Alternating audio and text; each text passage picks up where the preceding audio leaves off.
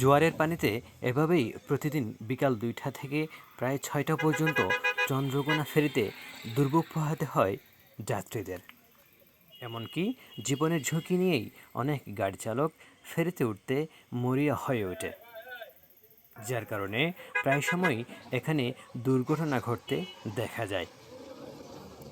দীর্ঘ বহু বছর যাবৎ এখানে একটি ব্রিজ নির্মাণের গুঞ্জন শোনা গেলেও তা বাস্তবায়নে কিছুই দেখা যায়নি।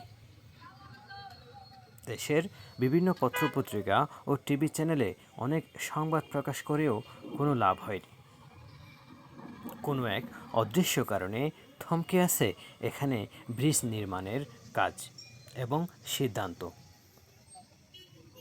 এখানে ফেরির পরিবর্তে যদি একটি ব্রিজ নির্মাণ করা হয়, তাহলে স্থানীয় এবং বহিরাগত মানুষের শত শত এবং হাজার হাজার কর্মঘণ্টা বেঁচে যাবে,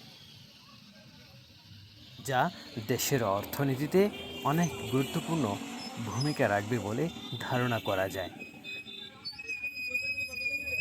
এই ব্রিজ নির্মাণে সরকার যদি জোরালো ভূমিকা এবং উদ্যোগ গ্রহণ করেন, তাহলে দ্রুতই এই ব্রিজ নির্মাণ সম্ভব বলে ধারণা করছেন স্থানীয় জনগণ এবং জনপ্রতিনিধিবৃন্দ। যদি এই ব্রিজ নির্মাণ হয়ে যায়, তাহলে রাঙামাটি এবং বান্দরবান সড়ক যোগাযোগ ব্যবস্থা অনেকটা উন্নত পর্যায়ে চলে যাবে। ফলে স্বল্প সময়ের মধ্যেই রাঙামাটি, বান্দরবান, চট্টগ্রাম ত্রিমুখী যোগাযোগ সম্ভব হবে।